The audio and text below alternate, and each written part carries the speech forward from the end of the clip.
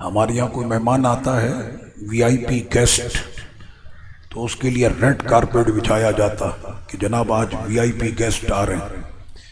तो वो जो कारपेट बिछाया जाता है वो 200 मीटर 300 मीटर यानी जैसा मेहमान होता है उसी के हिसाब से उसके इस्तकबाल का इत्मीनाम किया जाता है। लेकिन हमारे पास तो वो मेहमान आए हैं, कोई सरजानी टाउन से आया है, तो कोई नॉर्थ कराची से आया है, तो कोई जमशेद रोड से आया है।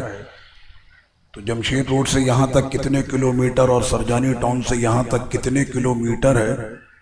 तो इतना लंबा कारपेट तो हमारी मस्जिद की इंतज़ामिया आपके लिए बिछा नहीं सकती थी, न बिछा सकती है।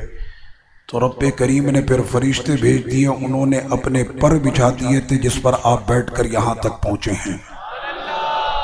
ये बात मैं नहीं कह रहा बल्कि मदीने के ताजदार फरमा रहे हैं कि दीन सीखने के लिए जब तालिब इल्म निकलता है तो फरिश्ते अपने पर बिछा देते हैं और वो उन परों पर सवार होता। इस फरिश्ते से ये पूछा जाए कि आखिर आपने ये काम क्यों किया कि तालिब इल्म के लिए आपने अपने परों को बिछा दिया, तो वो फरिश्ता ये कहता है कि जब शाम होती है और रब की बारगाह में हमें अपनी रिपोर्टें पेश करनी होती हैं, तुमने क्या किया, तुमने क्या किया, तुमने क्या किया, तो अल्लाह उस फरिश्ते से बहुत खुश होता है जो ये कहता है कि तालिबे इल्म ने अपने घर से कदम निकाला था, मैंने उसका पाँव फर्श पे पड़ने नहीं दिया बल्कि मैंने अपने पर पे उठा लिया था।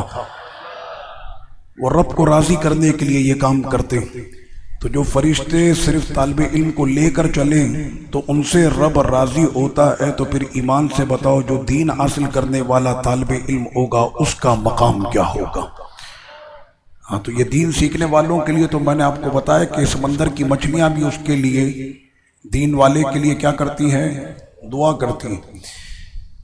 कल हमारी गुफ्तगू चल रही थी इस मसले पर, तौहीद और रिसालत के उन्वान से तौहीद पर हमारी गुफ्तगू चल रही थी। मैं देख रहा हूँ कि अल्लाह के मेहमानों में कुछ हमारे साथी हैं जिन्होंने इमामा शरीफ बांधा हुआ है और इमामा शरीफ उन पर बड़ा शानदार लग रहा है। इमामा बांधना मेरे सरकार की सुन्नत है। फारूक आज़म फरमाते हैं कि अगर तुमको अपनी मर्दानगी दिखानी है तो सरों पर इमामे बांधो, क्योंकि इमामों से मर्द का वक़ार झलक के सामने आता है। हाँ, जिसको अपनी मर्दानगी का इजहार करना हो सर पर इमामा बांधे, मर्द का वक़ार इमामों में है। आप अगर चाहें तो देख सकते हैं आपके साथियों ने जिन्होंने इमामे बांधे हुए कितना खूबसूरत ये ताज उनके सरों पे लग रहा है। अल्लाह पाक हमें इन दिनों के अंदर सुन्नतों की इन बहारों से इतनी मोहब्बत अता कर दे। मैंने देखा उन जवानों को कि एक मरतबा वो आकर मस्जिद में क्या बैठे और उसके बाद उनकी किस्मत बदल गई, ज़िंदगी बदल गई। फिर उसके बाद उनके सरों से मैंने इमामा उतरते हुए नहीं देखा। वो फिर अपने काम पे हैं, वो अपने ऑफिस में हैं, वो अपने बिजनेस में हैं, वो अपनी तिजारत में हैं, वो बस में हैं, वो सड़क पर हैं, वो बाइक पर हैं, वो गाड़ी पर हैं, वो रोड पर हैं, वो किसी भी हाल में हैं, लेकिन सर पर उनके इमामा हमेशा सजा रहता। अल्लाह पाक हमारे सरों पर इन इमामों को हमेशा सजाए रखे, इस नियत के साथ कि आका अलैहिस्सलातु व तस्लीम की ये सुन्नत मुबारक है। आइए अपने दर्स की तरफ चलते हैं। कल हमारी आखिर में ये गुफ्तगू चली थी कि तौहीद की तारीफ क्या है। सबको याद हो गई है ना तारीफें, और याद करने का बेहतरीन तरीका यह है कि जब हमारा दर्स मुकम्मल हो जाता है और आप पूरा दिन यहाँ मस्जिद में होते हैं, मैं आपको एक फार्मूला दे रहा हूँ। ये फार्मूला आपके हमेशा काम आएगा, इम्तिहानों में भी काम आएगा। जितना याद इंसान को पढ़ के नहीं होता उससे ज़्यादा याद सुन के होता है कि नहीं होता। और दूसरा मसला यह है कि जो सुन के याद हुआ वो तो हुआ है, अगर बाद में आप लोग 15 से 20 मिनट आपस में साथी एक दूसरे के साथ तकरार कर लें कि सुबह हमने तौहीद की तारीफ ये पढ़ी थी, कहने भाई ये ऐसे थी तारीफ, जब 3-4 बैठे होंगे ना तो फिर उसके अंदर कोई कमी होगी वो दूसरा बता देगा कि नहीं ये भी थी और ये भी थी, तो आपस में तकरार करने से याद हो जाता है। हम लोग जब दमिश्क में यूनिवर्सिटी में अपने इम्तिहान देते थे तो पूरे साल पढ़ने के बाद जब इम्तिहान का वक्त आता था तो इम्तिहान से घंटे 2 घंटे पहले 2-2, 3-3 लोग इस तरह से टोलियां बनाकर बैठ जाते थे लेकिन हम बैठते बड़ी अजीम जगह पर थे, और वो मज़ार है सैयदना शेख मुहियुद्दीन इब्ने अरबी का। इब्ने अरबी रदियल्लाहु अन्हु के मज़ार शरीफ पर। तो आप लोग भी जिस जगह पर बैठे हुए हैं, इस जगह से अफजल कोई जगह नहीं। अल्लाह के घर और मस्जिद से अफजल तो कोई जगह है ही नहीं। दूसरा मसला यह है कि माह रमज़ान माह कुरान है। इस महीने की ये बरकत है कि आम दिनों के अंदर जो सबक याद करने में आपको 2 घंटे लगेंगे, रमज़ान आपको 10 मिनट में याद दिला देगा। अभी जो फ़ज़ाएँ चल रही हैं, जो हवाएं चल रही, मैं आपको वो हकीकत बता रहा हूँ जो मेरी अपनी ज़िंदगी के तजुर्बे से साबित है। जब मैं कुरान पाक हिफ्ज़ करता था यहीं मस्जिद में बैठ कर, तो आम दिनों के अंदर जो सबक याद करने में मुझे 2 घंटे लगते थे, रमज़ान का महीना वही सबक मुझे 10 मिनट में याद करा देता था। ये रमज़ान शरीफ की बरकत है। ना हो तो तजुर्बा करके आप देख लें तो आपको पता चल जाएगा कि रमज़ान शरीफ कितना बरकती है। किसको किस चीज़ की कमी है? इल्म की कमी है, मांग ले। हाफ़ज़े की कमज़ोरी है, मांग ले। रिस्क चाहिए, मांग ले। दौलत चाहिए, मांग ले। उम्र चाहिए, मांग ले। रमज़ान का महीना जो मांगोगे मिलेगा। ईमान शर्त है कि रमज़ान के महीने की यही तो बरकत है, लेकिन हम लोग इस बरकतों को समझते नहीं हैं। हम समझ रहे हैं कि जनाब बिजनेस के अंदर डबल दिहाड़ी जो लगा ले, वो बरकत हो रही है, लेकिन असल में रमज़ान शरीफ की ये बरकत है। इय्याका नअबुदु व इय्याका नस्तईन, हम तेरी ही इबादत करते हैं और हम तुझ ही से मदद मांगते। मैंने सवाल ये किया था कि आप लोगों ने ख़त्म गौसिया पढ़ा, और ख़त्म गौसिया के अंदर आपने पढ़ा इमदाद कुन असबंद गम आज़ाद कुन दरदीनो दुनिया शाद कुन या गौसे आज़म दस्तगीर। पहले तो सबको पता है ना गौसे आज़म कौन है? कोई ऐसा है जिसको नहीं पता कि गौस पाक को नहीं जानता हो? है कोई ऐसा बंदा यहाँ पर हमारे मेहमानों में आपको नहीं पता? गौस पाक रज़ियल्लाहु अन्हु के हवाले से पता है? तो आप कह रहे नहीं पता। मैं तो ये कह रहा हूँ जिसको नहीं पता वो पूछ ले, हो जाए फिर इसके ऊपर सवालात हो जाए। गौस पाक रज़ियल्लाहु अन्हु कब पैदा हुए? 11 तारीख को पैदा हुए जी। इन्होंने क्या है 11 तारीख को पैदा हुए गौस पाक, क्या इनका ये जवाब दुरुस्त है? क्या इनका ये जवाब दुरुस्त है? मैं आपसे पूछ रहा हूं आप लोगों से, जवाब दुरुस्त है? दुरुस्त है?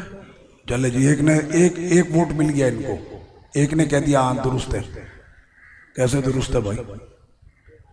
11 तारीख को पैदा हुए थे जी। आवाज नहीं आ रही।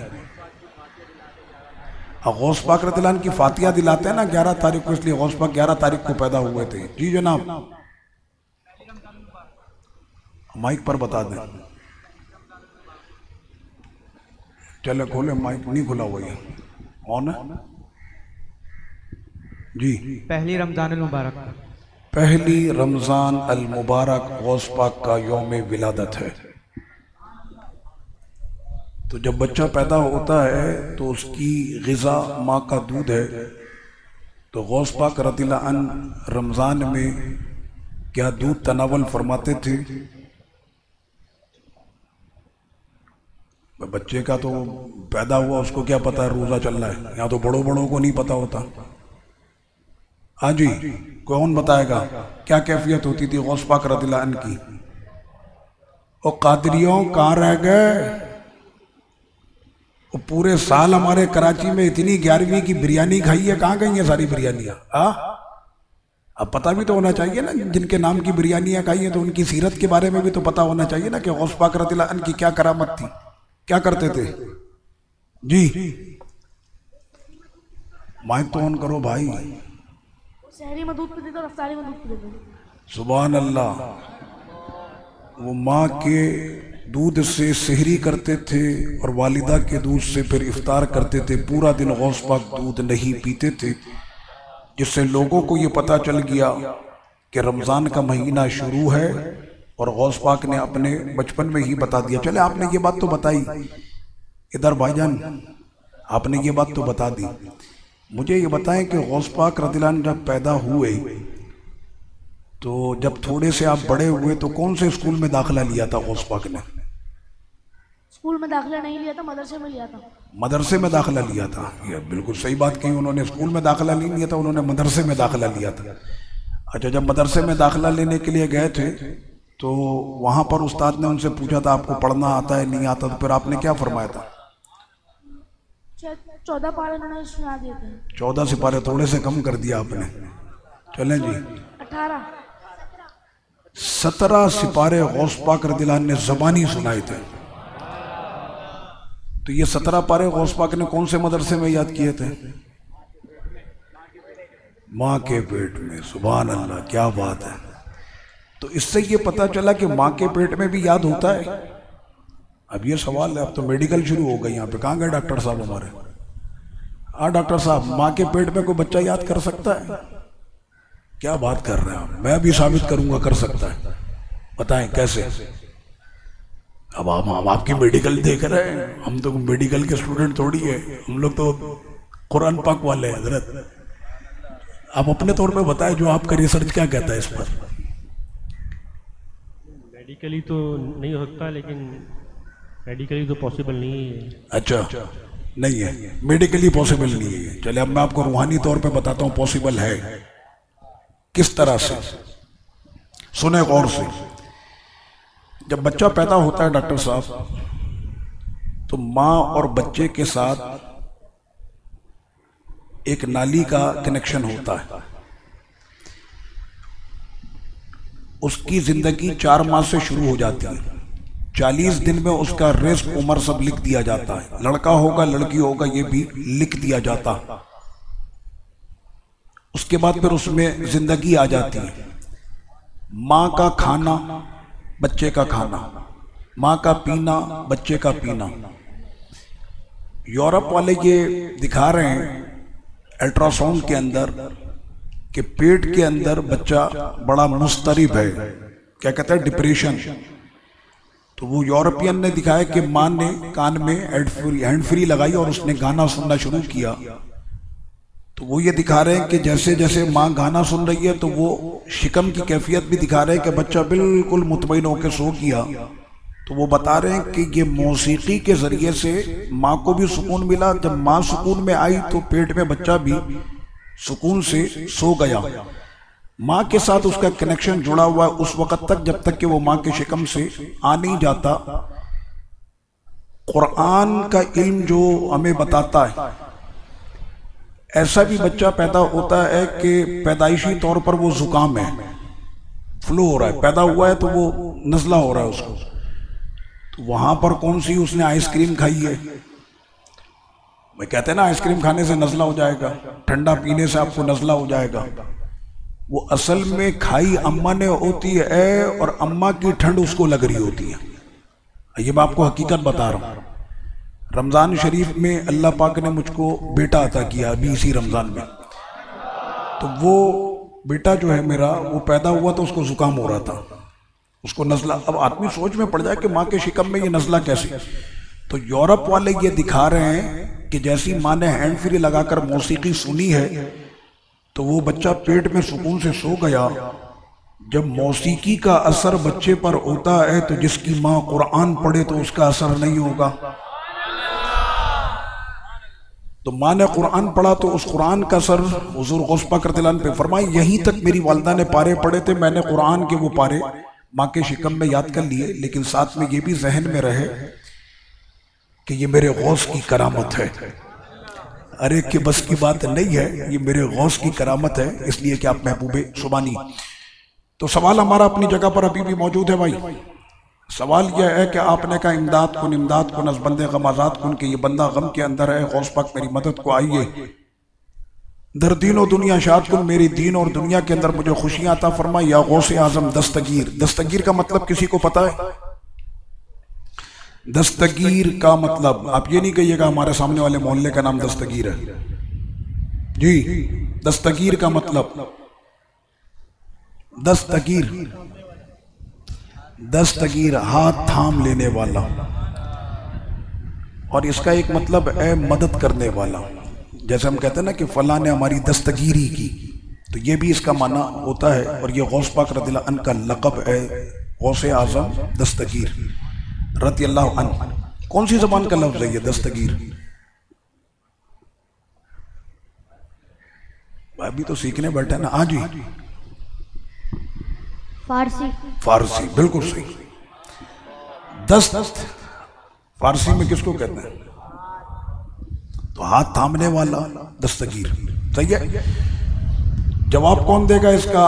कुरान कहता है हम तेरी ही इबादत करते हैं, तुझ ही से मदद मांगते हैं। आपने कहा कि हम तो गौसे आजम से मदद मांगते हैं। जवाब कौन देगा इसका? मामला, इसका जवाब लाइए, इधर दीजिए माइक।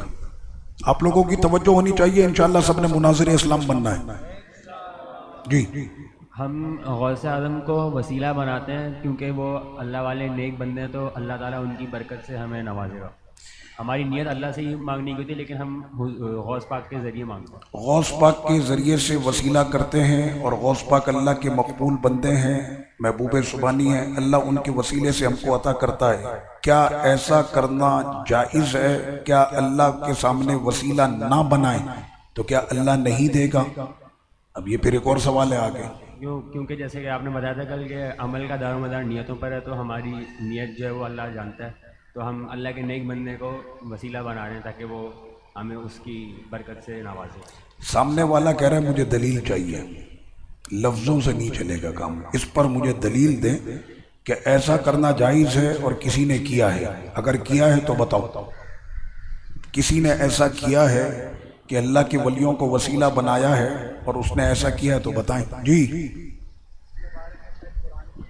जी, और शायद हदीस भी है, वो मुझे याद नहीं है, क्योंकि अल्लाह जब हम अपने माइक करीब कर लें, क्योंकि हम जब वसीला बनाते हैं तो हम जैसे किसी के पास, किसी बड़े अफसर के पास जाते हैं, पहले फाइल देते हैं, फिर वो डायरेक्ट बड़े के पास लेके जाता है, हम नहीं जा पाते डायरेक्ट। इस तरह हम भी ऐसे ही करते हैं, जैसे हम किसी को वसीला बनाते हैं तो अपनी अल्लाह की बारगाह में दुआ लेके जाता है, या अल्लाह तेरा बंदा ये मुझसे दुआ मांग रहा है, इसको कबूल फरमा। तो वो भी बोलता है, अल्लाह भी खुश होता है कि मेरा बंदा मेरे महबूब, मेरे हबीब के सदके दुआ मांग रहा है, तो उसकी दुआ कबूल फरमा। सुभान अल्लाह। आ जाओ, अब तुम इधर आ जाओ, मैं उधर बैठ रहा हूँ। पूरा खुतबा जारी कर दिया माशाअल्लाह, एक सांस के अंदर पूरी तकरीर सुनाई। देख रहे फायदा देखे आप। ये माइक पकड़कर बोलना आसान नहीं होता, लेकिन जिस कॉन्फिडेंस से यार तुमने बोला, मजा आ गया।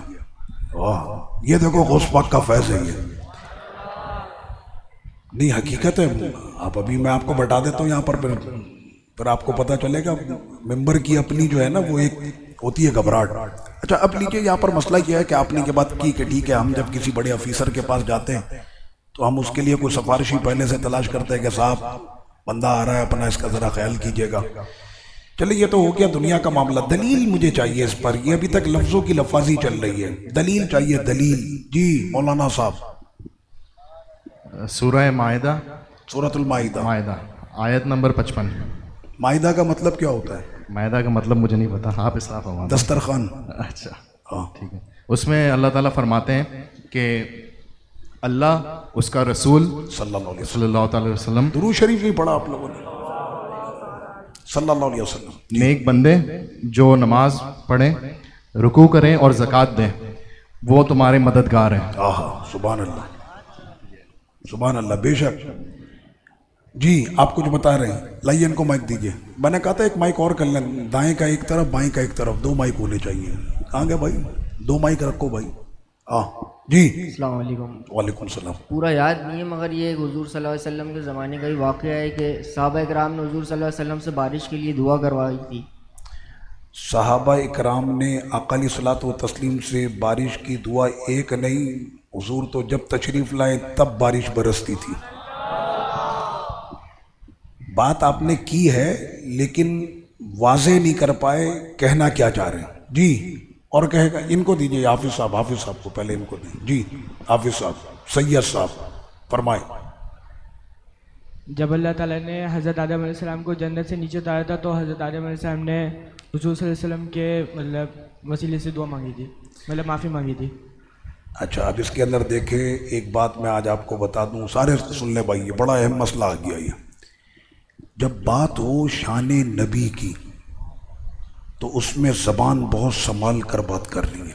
मकाम नबूवत में हम बेअदब नहीं हैं, हम बाअदब हैं। जब अल्लाह ताला ने आदम अलैहिस्सलाम को ज़मीन पर भेजा, ज़मीन पर उतारा से ज़्यादा अच्छा लग रहा है कि ज़मीन पर भेजा, इसलिए कि अल्लाह ताला ने आदम अलैहिस्सलाम को बनाया ही था ज़मीन के लिए। इन्नी जाइलुन फिल अर्दी खलीफा, हम ज़मीन में अपना खलीफा बना रहे हैं, तो वो थे ही ज़मीन के लिए।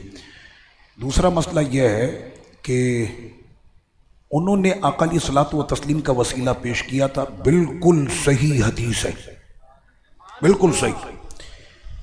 आका अलैहिस्सलातु व तस्लीम का वसीला पेश किया था कि ऐ मेरे रब, अपने बंदे से राज़ी हो जा, तुझे तेरे महबूब का वसीला बिहक़्क़ि नबी का मोहम्मद सल्लल्लाहु अलैहि वसल्लम, तुझ ऐ मालिक तुझे तेरे नबी मोहम्मद सल्लल्लाहु अलैहि वसल्लम का वास्ता है।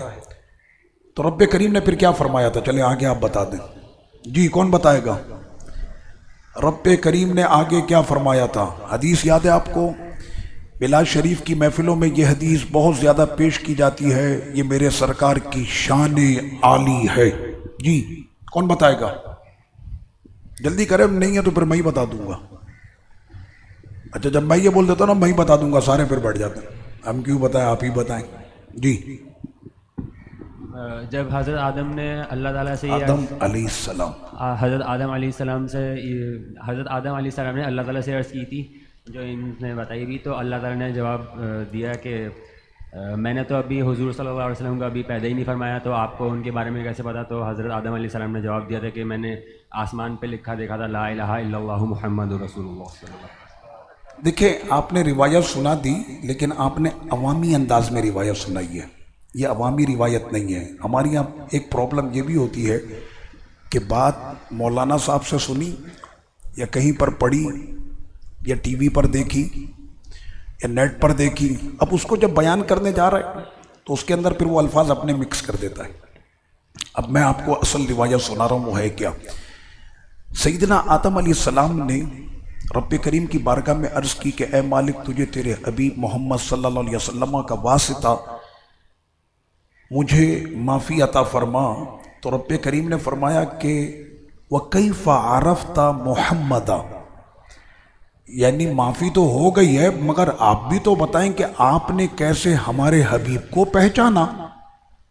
तो उस पर सैयदना आदम अलैहिस्सलाम ने कहा कि ए मेरे मालिक, जब तूने अपनी पाक रूह मेरे वजूद में डाली और मैंने नज़र उठाई तो अर्श की जबी पर, अर्श के माथे पर लिखा हुआ था ला इलाहा इल्लल्लाहु मुहम्मदुर रसूलुल्लाह सल्लल्लाहु अलैहि वसल्लम। तो मैंने जान लिया कि यही वो एक ज़ात है कि जो तेरी बारगाह में सबसे बुलंद रुतबा है, क्योंकि उस ज़ात का नाम मालिक तूने अपने नाम के साथ जिक्र किया है। तो बिल्कुल ये हदीस सही है। उसके बाद मेरे भाई ने जो कुरान मजीद की आयत पढ़ी, देखिए उस आयत में रब्बे करीम ने फरमाया, अब वो सूरतुल माइदा की आयत, हाफिज़ साहब तैयार रहा करें आप, हाँ यहाँ पे हिफ्ज़ का भी इम्तिहान होता रहेगा। इन्नमा वलियुकुमुल्लाहु व रसूलुहु वल्लज़ीना आमनुल्लज़ीना, क्या है आगे? सूरतुल माइदा छठा पारा हज़रत, इन्नमा वलियुकुमुल्लाहु व रसूलुहु। कॉन्फिडेंस, घबराया नहीं करो, बिल्कुल कॉन्फिडेंट, रिलैक्स, कोई मसला नहीं। गलत पढ़ोगे मैं बता दूंगा, चलें पढ़ें। अऊज़ु बिल्लाहि मिनश शैतानिर रजीम, बिस्मिल्लाहिर रहमानिर रहीम, इन्नमा वलियुकुमुल्लाहु व रसूलुहु वल्लज़ीना आमनुल्लज़ीना वल्लज़ीना युक़ीमूनस सलाता व युअतूनज़ ज़काता व हुम राकिऊन। बस तुम्हारा वली अल्लाह है, तुम्हारा वली रसूलुल्लाह है, नमाज कायम करने वाले, ज़कात देने वाले, रुकू करने वाले भी तुम्हारे वली हैं। आयत नंबर 55 सूरतुल माइदा, ठीक है।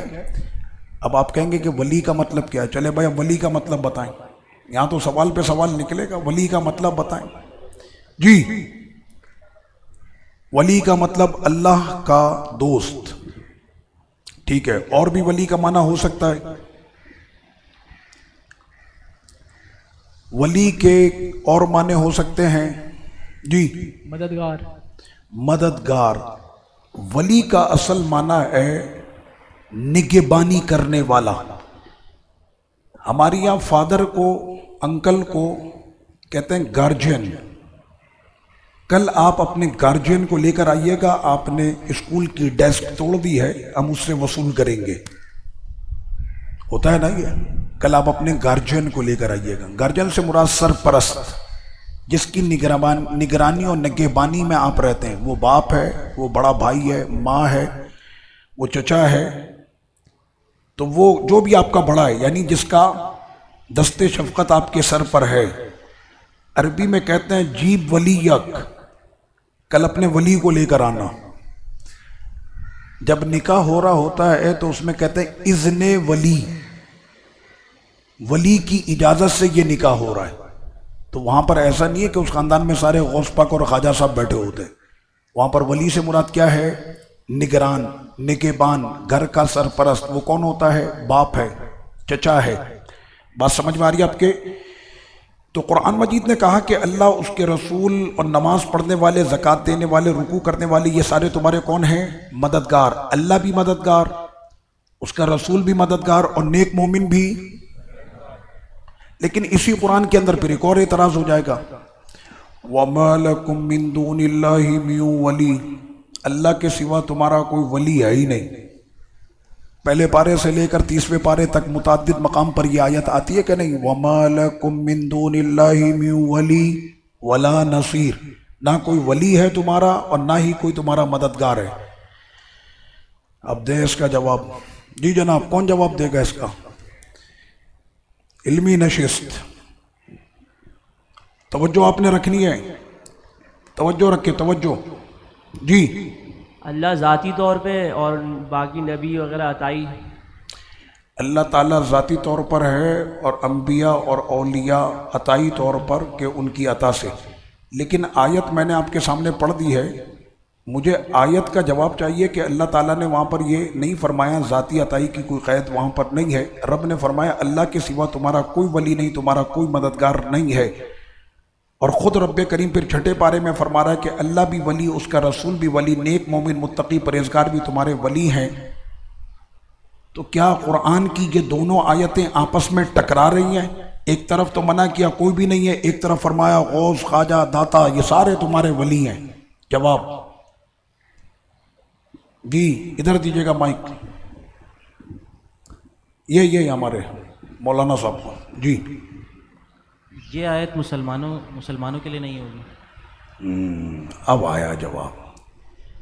ये आयत बुत परस्तों के लिए कि तुमने जो इतने सारे अपने बनाकर रखे हुए ना, मन घड़त, गणेश तो गणेश तो काली देवी तो मैया तो गीता तो पपीता, ये सारे जो तुमने अपने बनाकर रखे हैं, इन सब को छोड़ो, एक अल्लाह को अपना वली मानो। किसको मानो?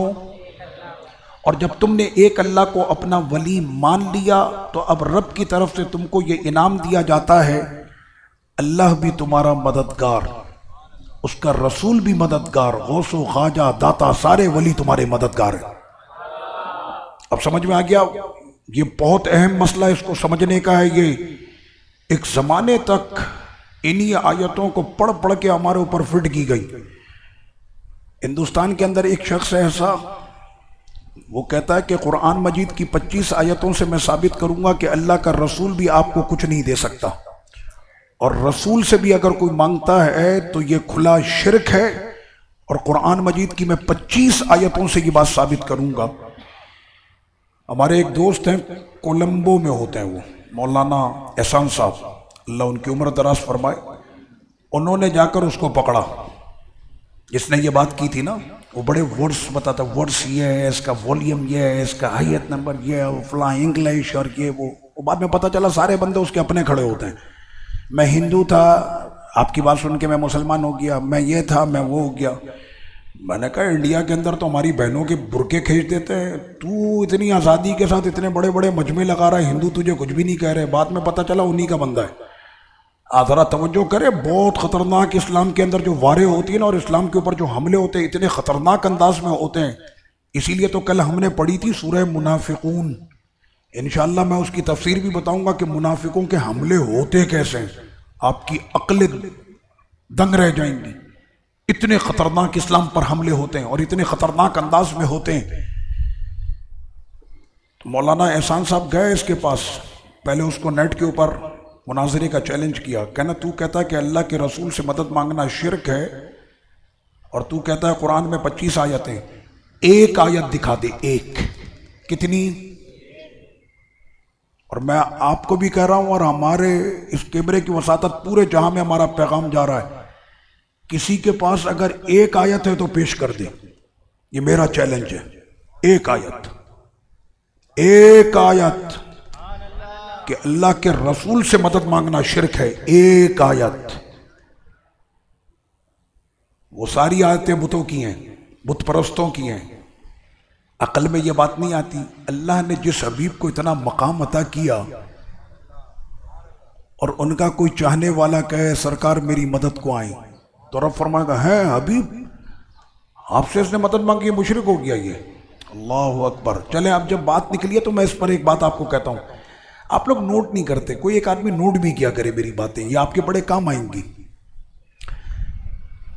अगर शिर्क कितना आसान होता ना, ओ शिर्क कितना खतरनाक होता, खतरनाक से मुराद इतने आराम से अगर शिर्क हो रहा होता, शिर्क कितने आराम से हो जाता। अगर ये शिर्क की जो मशीन बनाकर बैठे हुए ना इंडस्ट्री, मज़ार पे चला गया मुशरिक, कब्र के सामने हाथ उठा लिया मुशरिक, मिलाद मना लिया मुशरिक, या गौस का मुशरिक, या ख्वाजा का मुशरिक, या दाता का मुशरिक, या अली कहा मुशरिक, या गौस का मुशरिक, या रसूल अल्लाह कहा मुशरिक।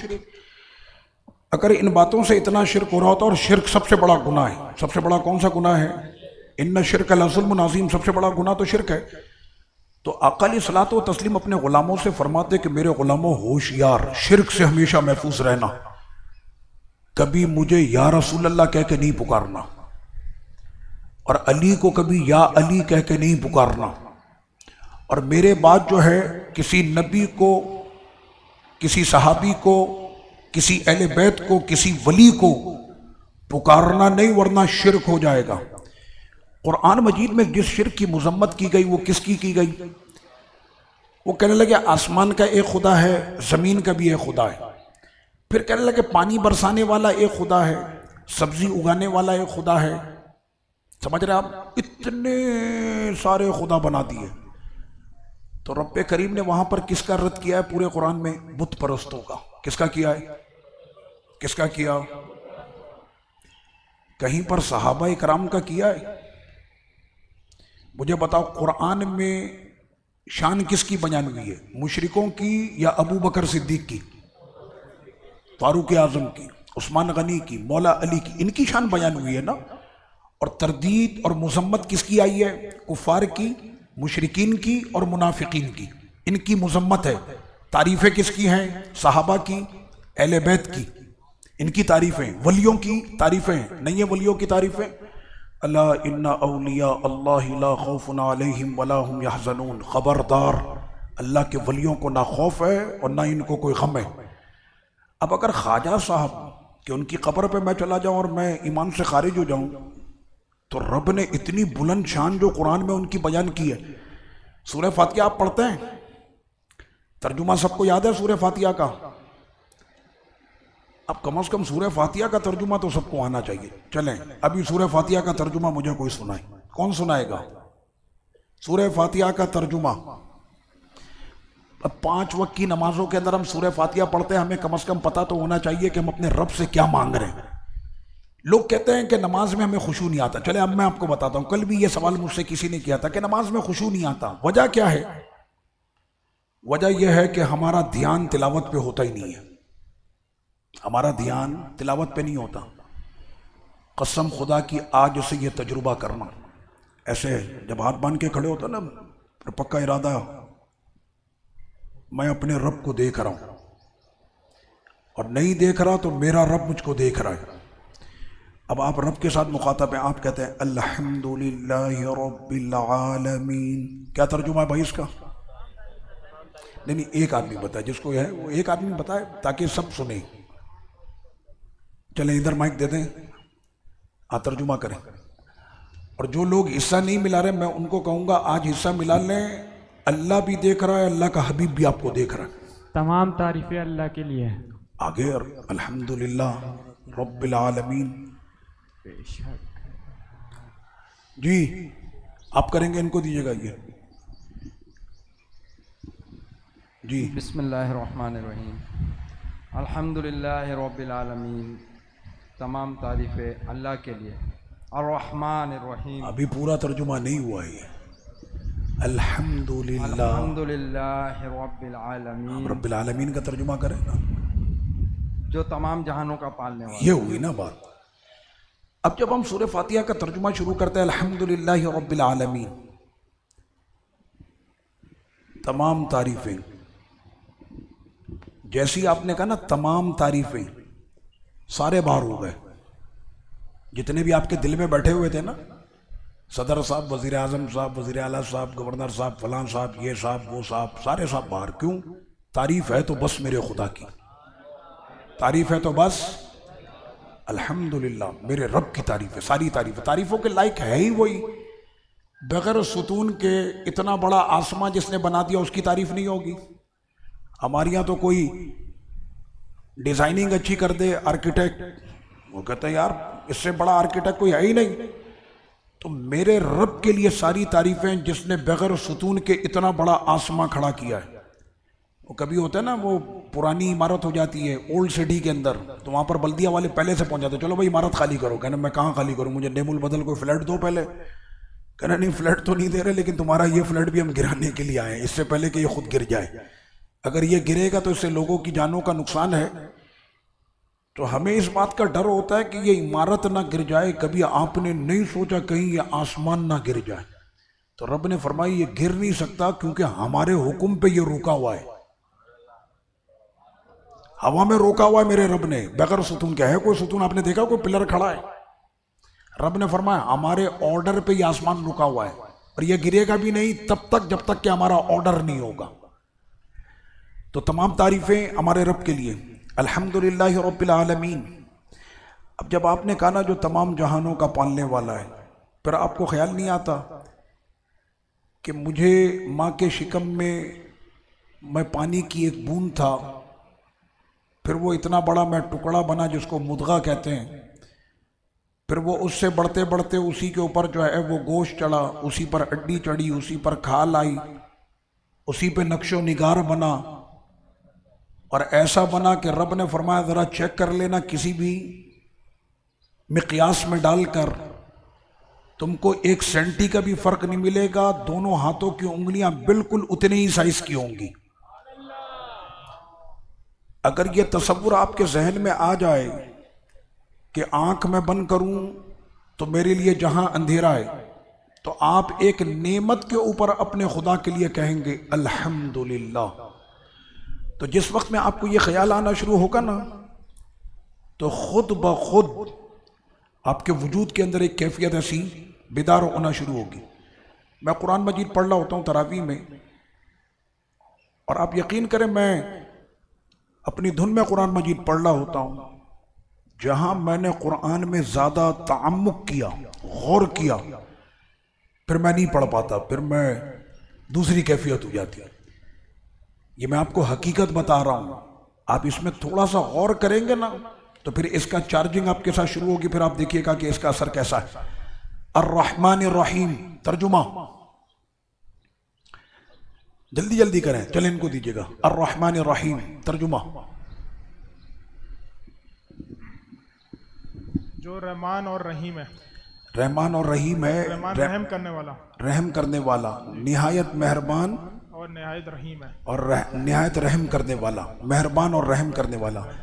मालिकी यौमिद्दीन, रोजे जजा का मालिक है। बेहतरीन। इय्याका नअबुदु व इय्याका नस्तईन, हम तेरी इबादत करते हैं और तुझसे ही मदद मांगते हैं। इहदिना सिरातल मुस्तकीम, हमें सीधे रास्ते पर चला। सिरातल लज़ीना अनअमता अलैहिम, उन लोगों का रास्ता जिन पे तूने अपना इनाम किया हो। गैरिल मग़दूबि अलैहिम वलद्दाल्लीन, ना कि उन लोगों का रास्ता जो कि गुमराह है, गुमराह है, और एक है मग़दूब, एक है मग़दूब, दूसरा है दौल। हाँ, ना कि उनके रास्ते पर। मग़दूब का मतलब क्या है? जिन पर तेरा गज़ब हुआ, और ना ही भटके हुओं का, गुमराहों का। सही है। देखिए हमारे भाई ने पूरी सूरह फातिहा का तर्जुमा सुनाया। आज ये पक्का इरादा कर लें कि हम सब ने सूरह फातिहा का तर्जुमा तो याद करना है। कसम खुदा की जिस दिन कुरान मजीद आपको समझ में आने लग गया ना, तो आप दूसरी किताब पढ़ने की तवज्जो भी नहीं करेंगे। आप कहेंगे बस हर वक्त ऐसे कुरान आपके साथ होगा। मैं आपको हकीकत बता रहा हूं। दूसरा मसला, जब आप कुरान पढ़ रहे होंगे ना, तो कुरान पढ़ते हुए कल रात में मैं एक आयत पढ़ रहा था और उसके अंदर बस एक कैफियत हो गई, ए ईमान वालों ला तुल्हिकुम, मत बर्बाद करो, अम्वालुकुम वला औलादुकुम अन ज़िक्रिल्लाह, अपने माल और औलाद के चक्कर में कहीं ऐसा ना हो कि ये तुमको अल्लाह के जिक्र से गाफिल ना कर दें, और अगर तुमने ऐसा किया फ़उलाइका हुमुल खासिरून, तो तुम सबसे बड़े नुकसान उठाने वाले होगे। आज खर्च कर लो, कल मौका नहीं मिलेगा। मौत का फरिश्ता जब खड़ा होगा तो मोहलत नहीं देगा। बंदा उस वक्त में कहेगा एक चांस मिल सकता है, मैं अपनी पूरा जहां सदका करता हूं। कहना चांस मिला था तब नहीं किया, अब मोहलत खत्म हो चुकी है। इसको अगर गौर करके आदमी पढ़े अपनी जिंदगी के ऊपर, ना उसके आंखों से आंसू छलके, तो आप कहिएगा ऐसे जिस्म कांपने लगते हैं जब कुरान की उन आयतों को बंदा गौर करके पढ़ता। अगर उसके आंसू ना निकले तो फिर आप कहिएगा। तो असल में मसला यह है कि हमें कुरान मजीद की बोली, हमें कुरान मजीद का माना, वो अल्फाज समझ में नहीं आते। खैर सूरह फातिहा पे आइए। चला हमें सीधे रास्ते पर। सीधा रास्ता कौन सा है? कौन सा ये सीधा जो टावर जा रहा है? जी हाँ, तो कौन सा रास्ता है सीधा रास्ता? तो बताओ तो सही नाम को। नेकी का रास्ता जिसपे कहाँ है? कुरान मजीद में जो फरमाया नमाज पढ़ें, अल्लाह की इबादत करें। यार अभी तो वो एक दूसरे मसले पे चले गए ना, नमाज पढ़ें वो अल्लाह की इबादत करें। बिल्कुल नमाज पढ़ेंगे, बात हो रही है रास्ते की। चला हमें सीधे रास्ते पर, और कुरान ने खुद बताया कि सीधा रास्ता भी हम तुमको बताएंगे। जी कुरान ने कहा है सीधा रास्ता हम बताएंगे। पीछे चले जाएं वो बैठे हुए मोतकिफ साहब जी, माशाल्लाह। इस्लाम का सीधा रास्ता सिरात मुस्तकीम है। सीधा रास्ता सिरात मुस्तकीम है, कहाँ है? ये पता नहीं है। ये पता नहीं है, कुरान ने बताया है। कुरान में कोई ऐसी बात नहीं है कि जिसका जिक्र ना हो, हर चीज का जिक्र कुरान में है। लाइए इधर बहुत सारे हमारे हैं माशाल्लाह, ये बताएंगे। अभी रास्ते पर चलना है, किन के रास्ते पर चलना है? जी नहीं पहले अभी बात बाकी है। जी बोले। चला हमें सीधे रास्ते पर, सीधा रास्ता कौन सा है वो बताएं। जिस पे अल्लाह ने इनाम अता किया है। देखें तर्जुमा पहले समझें। सिरातल लज़ीना अन्अमता अलैहिम, उन लोगों के रास्ते पर चला जिन पर तूने इनाम किया। इनाम किया, एहसान किया। और ये सूरत निशा में 59 आयत में है। पहले नबियों का रास्ता, जितने भी नबी हैं आफुल पे, उसके बाद फिर सिद्दीकीन का, फिर 14 का, फिर सालिहीन का। सुभान अल्लाह। रब्बे करीम ने फरमाया सूरह फातिहा के अंदर, तवज्जो करी, रब्बे करीम ने फरमाया कि हम तो अपनी 5 वक्त की नमाज के अंदर फरमाते हैं। अभी बात चल रही थी गौसो ख्वाजा दाता ये हमारे मददगार हो सकते हैं। लोगों ने इनको और बुतों को साथ मिला दिया और बुतों की आयतों को मोमिनों पे चस्पा किया, काफिरों की आयतों को मोमिनों पर चस्पा और बुतों की आयतों को वलियों पे चस्पा कर दिया। अगर वली और बुत में कोई फ़र्क ना होता तो माअज़ल्लाह मेरा रब कुरान में हमें यह हुक्म ना फरमाता और 5 वक्त की नमाजों में 1 मरतबा नहीं, अगर हम 4 फ़र्ज पढ़ लें तो 4 मरतबा हम अपनी 4 रकातों में ये दुआ मांगते हैं, ऐ हमारे मालिक चला हमको सीधे रास्ते पर, उन लोगों के रास्ते पर चला जिन पर तूने इनाम किया। फिर इनामी याफ्ता लोग कौन हैं? तो फरमाया अन्अमल्लाहु अलैहिम, जो मेरे भाई ने अभी तर्जुमा पेश किया, मैं आयत पढ़ रहा हूँ 5वां पारा। अन्अमल्लाहु अलैहिम मिनन नबिय्यीन वस्सिद्दीकीन वशुहदा वस्सालिहीन। इनामी याफ्ता अंबिया हैं, सिद्दीकीन हैं, शुहदा हैं, सालिहीन हैं कि जो नबी के रास्ते पर चले वो सीधा रास्ता, अबू बकर, उमर, उस्मानो, ऐदर, एक सिद्दीक, 3 शहीद, इनका रास्ता सीधा रास्ता। बगदाद के गौस, लाहौर के दाता, अजमेर के ख्वाजा का रास्ता सीधा रास्ता है। इन्हीं का तो जिक्र मेरे रब ने फरमाया, इनके रास्ते पर चलोगे तो तुम सीधे रास्ते पर हो, और बुत की तरफ जाओगे तो तुम्हारा ईमान चला जाएगा। तो पता यह चला कि बुत जो है वो नजासत है और वली नूर है। समझ में आ रही है आपके? फिर हम दोबारा अपनी पीछे गुफ्तगू की तरफ आते हैं। जैसे मेरे भाई ने कहा ना कि वो वाली बात रह गई, वमा लकुम मिन दूनिल्लाह मिन वली, वो बात भी हो गई थी। हाँ, वो आयत काफिरों के लिए है, और ये आयत जो है इन्नमा वलियुकुमुल्लाह व रसूल, ये किसके लिए है? मोमिनों के लिए। अभी तो हमने पढ़ा था सूरह मोहम्मद सल्लल्लाहु अलैहि वसल्लम, परसों पढ़ी थी, ज़ालिका बि अन्नल्लाह मौलल लज़ीना आमनू व अन्नल काफिरीना ला मौला लहुम। काफिरों का कोई मददगार नहीं है, मोमिनों का मददगार अल्लाह है। मोमिनों का मददगार, काफिरों का कोई मददगार है ही नहीं, कोई भी नहीं है। और मोमिनों का मददगार कौन है? अल्लाह है। तो रब्बे करीम ने फरमाया मौला, वली का माना मददगार, मौला का माना मददगार। फिर मैंने कल 28वां पारा पढ़ा, आखिरी सूरत मैंने पढ़ी थी सूरत तहरीम। हाफिज जी, 28वें पारे की आखिरी सूरत सूरह तहरीम है ना, उसके अंदर आयत क्या थी? फ़इन्नल्लाह हुवा मौला व जिब्रील व सालिहुल मुमिनीन वल मलाइकतु बादा ज़ालिका ज़हीर। आयत मैं नहीं पढ़ दी। बेशक ए महबूब आपके मौला जिब्रील हैं, फरिश्ते हैं, नेक मोमिन हैं। ये कौन है? आपके मददगार हैं। ये आपके कौन हैं? जिब्रील। और फ़इन्नल्लाह हुवा मौला जिब्रील व सालिहुल मुमिनीन, और फरिश्ते, साले मोमिन, फरिश्ते और जिब्रील आपके कौन हैं? मददगार। यहां पर लफ्ज क्या आया है? मौला। कुरान ने कहा काफिरों का कोई मौला नहीं, मोमिनों का मौला कौन है? अल्लाह भी है, जिब्रील भी हैं, फरिश्ते भी हैं, मोमिन भी हैं। कौन से मोमिन? सौलेह। कौन से मोमिन? पूरी दुनिया मानती है मेरे गौस से ज्यादा सौलेह कौन हो सकता है? मेरे ख्वाजा से ज्यादा सौलेह कौन हो सकता है? मेरे दाता से ज्यादा सौलेह कौन हो सकता है? तो ये कुरान की आयत सूरह तहरीम 28वें पारे में कल रात तरावी में मैंने पढ़ी थी और आपने सुनी थी। अक़ल सलात व तस्लीम ने फरमाया, मन कुन्तु मौला फहाज़ा अलीयुम मौला, मैं जिसका मौला मेरा अली भी उसका मौला। फरिश्ते, जिब्रील, नेक मोमिन जब रसूल के मौला हो सकते हैं तो मानना पड़ेगा बदरजाए औला, बदरजाए अतम, बदरजाए अफजल मेरे रसूल पूरे जहां के मौला है, मेरा अली भी पूरे जहां का मौला है। मैं अभी तक बाहर नहीं कि हम बात कुरान से ही कर रहे हैं अभी, लेकिन मसला अभी भी अपनी जगह पर है। मसले की पूरी वजाहत मुझे चाहिए। क्या किसी ने अल्लाह के वलियों से जाकर मदद मांगी या किसी ने अल्लाह के वलियों का वास्ता वसीला पेश किया? इस पर मुझे एक कोई दलील दे देना। अगर कुरान पाक से दलील दे दे तो मजा आ जाएगा। जी तवज्जो रखें भाई साहब। बिस्मिल्लाहिर्रहमानिर्रहीम, छठा पारा। या अय्युहल्लज़ीना आमनुत्तकुल्लाह वब्तगू इलैहिल वसीला। ऐ ईमान वालो, अल्लाह से डरो और उसकी तरफ वसीला तलाश करो। वसीले से मुराद क्या है? ये यहाँ पर जिक्र नहीं हुआ ना, तो आप इसका जिक्र करें फिर।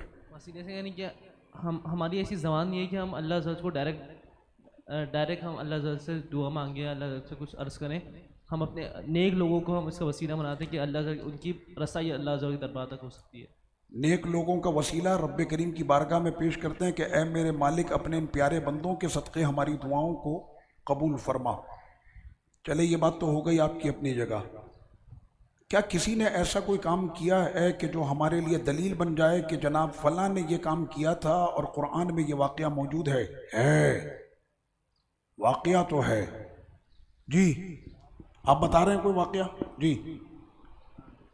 अल्लाह ताला कमी विशी माफ़ करे। अल्लाह ताला के नबी थे जिनकी 99 साल की उम्र थी, उन्होंने औलाद मांगी थी, तो तो वो खुद भी नबी थे, किसी का वसीला पेश करके औलाद मांगी थी। बिल्कुल सही। 99 साल की उम्र में उनको औलाद मिली थी। बेहतरीन दलील आ रही है ये। हज़रत सालेह अलैहिस्सलाम थे या हज़रत याह्या अलैहिस्सलाम? चले अब मैं आपको बताता हूँ। नबी थे वो। हुनालिका दआ ज़करिया रब्बा क़ाल रब्बी हबली मिन लदुनका ज़ुर्रियतन तय्यिबा इन्नका समीउद दुआ। दलील बेहतरीन आई है भाई, गौर कर लो। सैयदा मरियम अलैहिस्सलाम का हुजरा है, और सैयदा मरियम कौन है? तवज्जो है भाई सबकी। सैयदा मरियम कौन है? वलिया। कौन है? वलिया है। कुरान ने कहा कि कायनात की चुनी हुई औरतों में सैयदा मरियम की शान है। या मरियम, रब्बे करीम ने फरमाया इन्नस्तफा की व तहरा की वस्तफा की अला निसाइल आलमीन। यही आयत है। ए मरियम, अल्लाह ने आपको चुन लिया और तमाम जहां की औरतों में आप तमाम औरतों में चुनी हुई औरत हैं, पूरे जहां की। पूरे जहां में कितनी औरतें होंगी? उनमें चुनी हुई सैयदा मरियम है। सैयदा मरियम का एक हुजरा है, वहां पर तशरीफ लाए कौन? हज़रत सैयदना ज़करिया अलैहिस्सलाम। सैयदना ज़करिया अलैहिस्सलाम ने आपके हुजरे और आपका आस्ताना, आपका जो हुजरा था ना, कमरा, वो ऐसा था कि उसमें बाहर से कोई अंदर नहीं आ सकता, अंदर से कोई बाहर नहीं आ सकता। आपने नजर मानी थी कि मैं अल्लाह के लिए अपनी जिंदगी जीऊंगी। तो रब्बे करीम ने उस तवक्कल करने वाली बंदी को क्या अता किया? बेमौसम के फल। गर्मी में सर्दी के, सर्दी में गर्मी के। क्या मतलब? जो फल सर्दी में भी है वो गर्मी में भी है, और जो गर्मी में है वो सर्दी में भी है। ये सैयदा मरियम को रब ने अता किया। तो उन्होंने पूछा था मिन अन्ना लकी आदा, ये कहां से आपके पास आता है? पूछने वाले सैयदना ज़करिया अलैहिस्सलाम अल्लाह के नबी रसूल हैं, और सैयदना ज़करिया अलैहिस्सलाम अल्लाह के वो रसूल हैं कि जिनको खुदा के दीन के खातिर उनको उनके जिस्म को बीच में से दो टुकड़े कर दिया गया था। तो सैयदना ज़करिया अलैहिस्सलाम ने वहां पर जब बेमौसम के फल देखे तो आपने फरमाया कि ये कहां से आए? तो उन्होंने कहा ये मेरे रब की तरफ से है, और मेरा रब जिसे चाहता है उसे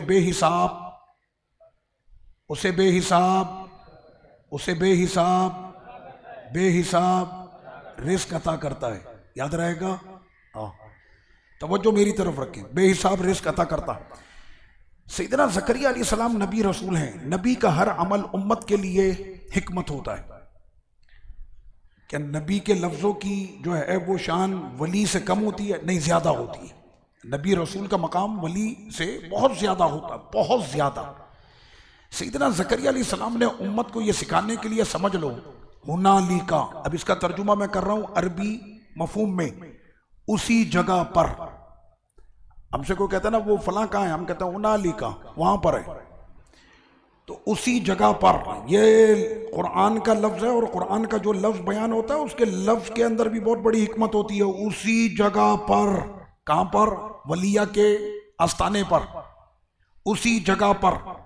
दआ ज़करिया रब्बा, सैयदना ज़करिया अलैहिस्सलाम ने अपने रब से दुआ मांगी, ऐ मेरे रब, रब्बी हबली। जिनके पास बेटा नहीं है दुआ मांग ले, इंशाअल्लाह रमजान की फजर की बरकत से अल्लाह अता करेगा।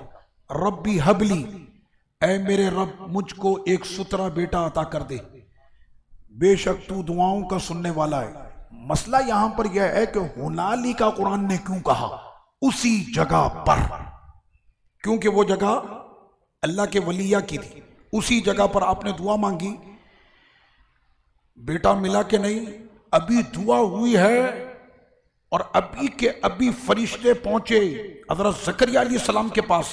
क्या लेकर पैगाम? फनादतुल मलाइकतु व हुवा क़ाइमुन युसल्ली फिल मिहराब। फरिश्तों ने आकर कहा उस वक्त के जब आप मेहराब में नमाज पढ़ रहे थे, अन्नल्लाह युबश्शिरुका बियहया, अल्लाह खुशखबरी अता कर रहा है। ये नहीं कहा अल्लाह खबर दे रहा है, कहा खुशखबरी हो आपको, बेटा आने वाला है, नाम जिसका याह्या होगा। हमारे यहाँ तो बच्चा पैदा हो तो 7वें दिन नाम रखते हैं, लेकिन वलिया के आस्ताने पर दुआ मांगो तो बच्चे का नाम भी खुदा की बारगाह में ही रख दिया जाता है। क्या नाम होगा? याह्या, एक शान। दूसरी, मुसद्दिक़म बिकलिमतिन मिनल्लाह, अल्लाह के कलीमे की तस्दीक करने वाला होगा। क्या मतलब? कि जब सैयदा मरियम अलैहिस्सलाम के यहाँ पर ईसा अलैहिस्सलाम की विलादत होगी बिन बाप के, कौम तोहमत लगाएगी सैयदा मरियम पर, उस वक्त में यहया मुनाज़िर इस्लाम बनकर सैयदा मरियम का दिफा करेगा। वो अल्लाह के कलमे की तस्दीक करने वाला होगा, सैयद होगा। ये वलिया के आस्थाने पर सिर्फ बेटा नहीं मिल रहा, अल्लाह के कलमे की तस्दीक करेगा, नाम यहया होगा, सैयद होगा, असूर सबसे ज्यादा पाकीज़ा होगा, वह नबी होगा, मिनस सालिहीन, और वो सालिहीन में से होगा। 6 सिफत वाला बेटा रब्बे करीम ने अता किया। उसी मकाम पर दुआ मांगी थी। ये बेहतरीन एक है वसीले के लिए कि जो हमारे लिए दलील है कि सैयदना ज़करिया अलैहिस्सलाम ने उस मकाम पर जाकर दुआ मांगी। अभी तो सिर्फ एक ही दलील है, और अगर आप ये एक दलील भी याद रखें तो इंशाअल्लाह ताला आपके लिए, अपने अकीदे के लिए, हमारा जो अकीदा है तो उस अकीदे के लिए इंशाअल्लाह ताला हमारी ये दलील हमारे लिए काफ़ी होगी। और इसी तरह से जैसे कोई बंदा अगर चला जाता है कहाँ पर, सैयदना अब्दुल्ला शाह गाजी, आलम शाह बुखारी, और वहाँ पर जाकर दुआ कर रहा होता है, या अल्लाह मुझे बेटा अता कर दे, उसका ये अमल जायज़ है नाजायज़ है? उसका ये अमल जायज़ है नाजायज़ है? कोई कहता है अगर किसी के दिल में है कि भाई उसका ये अमल नाजायज़ है कोई? देखिए, बात करने में कोई नहीं है, अगर जहन में किसी को कोई सवाल है वो कर सकता है। ये तरबियती नशिस्त है। जायज़ है नाजायज़ है? जायज़ है। कुरान ने कहा, गालिबन ये हमने 20वें पारे में पढ़ा, वो जिसे चाहता है बेटा अता करे, यहबु लिमन यशाउ इनासा व यहबु लिमन यशाउ ज़ुकूर। वो जिसे चाहता है बेटा अता करता, वो जिसे चाहता है बेटी अता करता। बेटा अता करना, बेटी अता करना मेरे रब का काम है। तो फिर मज़ार पे जाकर क्यों दुआएं मांग रहे हो? रब अता कर देगा। फिर मज़ार पे जाने की क्या ज़रूरत? वली के आस्थाने पर पहुंचने की क्या ज़रूरत? तो उस टाइम पर फिर आपका क्या जवाब होगा? कोई जवाब तो होना चाहिए ना। क्या जवाब है? अभी तो हम तौहीद के अंदर चल रहे हैं ना, अभी तो तौहीद पर बात हो रही है। कोई जवाब तो होना चाहिए ना इसका। जी बेहतरीन, माइक पर बताएं ताकि सबको पता चले।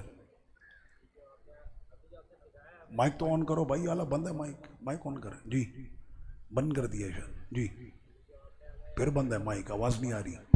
हाँ, अब अभी जो हमें नसीहत मिली है, आपने बताया कुरान पाक की आयत से, ये कुरान पाक की आयत से, ये हमारे लिए मिसाल है और दलील है, वाज़ेह दलील है जो हम लोगों को बता सकते हैं। कोई हमसे इस तरह का सवाल करे, इतना अकीदा होना चाहिए बंदे को बता सके। हाँ, अब इसका जवाब आपने बेहतरीन दे दिया, लेकिन इसकी जवाब की वजाहत इस तरह से हो सकती है, इसमें कोई शक ही नहीं है कि बेटा देना मेरे रब का काम है, बेटी देना मेरे रब का काम है। लेकिन अगर किसी ने ये काम किया कि वो अब्दुल्ला शाह गाजी पर बैठकर दुआ करता है कि बाबा अब्दुल्ला शाह गाजी के सदक़े ए मेरे मालिक मुझको बेटा अता कर दे, तो हम उसको ये नहीं कहेंगे कि इसने शिरक किया, हम कहेंगे ये अमल जायज़ है, ये अमल शिरक नहीं कहना इसको शिरक नहीं कहना। क्यों कि ये अमल जायज़ है, अल्लाह के नबी रसूल से साबित है।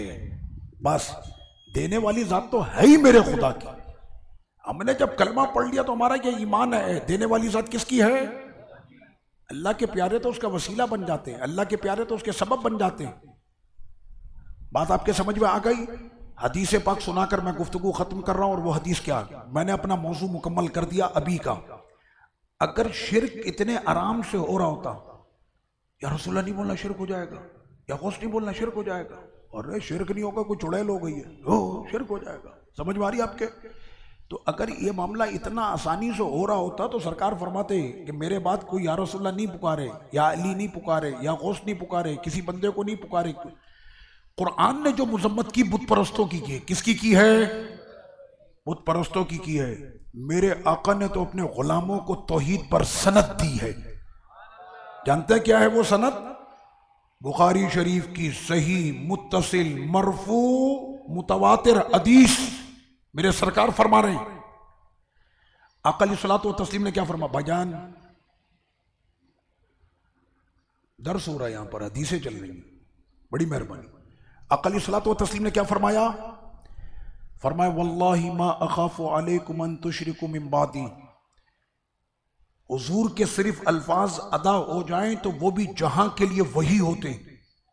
यहां तो हुजूर ने अल्लाह की कसम खाई है, रब्बे काबा की कसम है कि मुझे अपनी उम्मत से मेरे बाद शिर्क का खौफ ही नहीं है। सनत मेरे रसूल ने अता की है। फिर कौन होता है बैठे हुए इस पे शिरक हो गया, उस पे शिरक हो गया, इसने शिरक कर दिया, उसने शिरक कर दिया। समझ में आ रही है आपके? मैंने कहा अगर इसी तरह से इतना हल्का शिरक हो जाए फिर तो हरम शरीफ में 40-50 आदमी घूम रहे होंगे, इसलिए सारे मुशरिक बन के तो फिर हरम के अंदर जा ही नहीं सकता वो। समझ में आ रही है आपके? तो वहाँ पर तो इतना ज़्यादा डरा दिया गया है पब्लिक को कि वहाँ का तो हाल ही बेहाल है। जी हाफिज़ ताहिर साहब खैरियत से हैं? ताहिर भाई भी माशाल्लाह यहाँ पर मौजूद हैं और गुफ्तगू समात फरमा रहे हैं। तो वहाँ पे मकाम इब्राहिम है। अब मकाम इब्राहिम को रब्बे करीम ने क्या फरमाया? बंदा सजदा किसके लिए करता है? सजदा किसके लिए? मेरे साथ रहें, सजदा किसके लिए? इब्राहिम अलैहिस्सलाम के जहां पर कदम लगे, कुरान ने कहा वत्तखिज़ू मिन मकामी इब्राहिम मुसल्ला, जहां पर मेरे खलील के कदम लग जाते हैं वो बंदगाने खुदा के लिए क़यामत तक सजदा गाह है।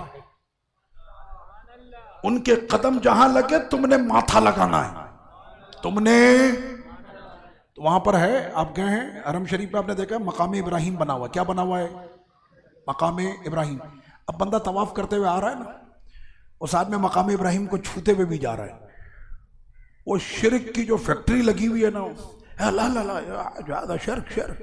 अरे मैंने कहा हरम के अंदर शिरक हो रहा है, अकल मारी गई है इसकी, बेवकूफ इंसान।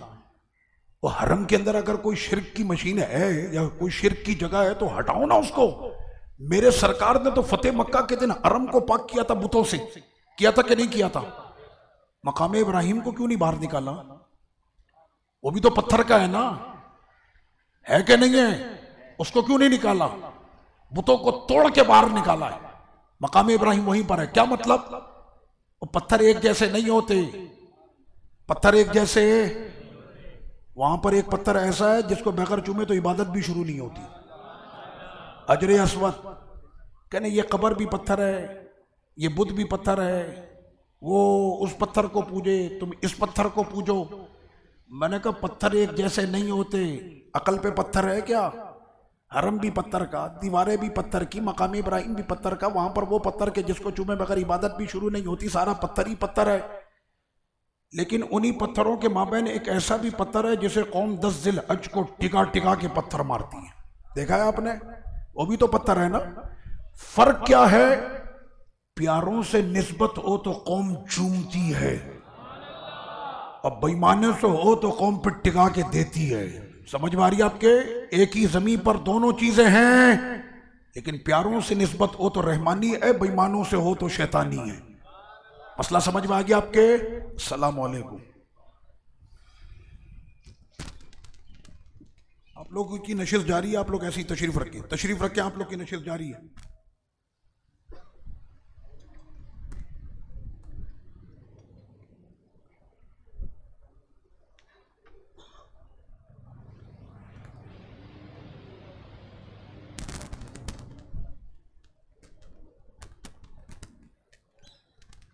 अस्सलामु अलैकुम वरहमतुल्लाहि वबरकातुहू। तमाम हजरात तशरीफ़ रखें और अपना जो सबक है वो स्टार्ट लें। आगे आगे तशरीफ़ ले आएं।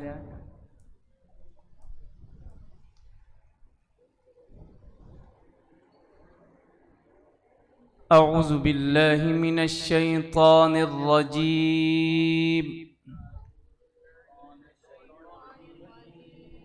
बिस्मिल्लाहिर्रहमानिर्रहीम।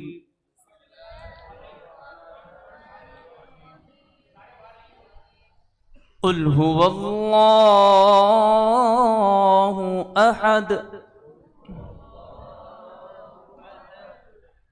अल्लाहुस समद लम यलिद वलम यूलद वलम यकुल लहू कुफुवन अहद।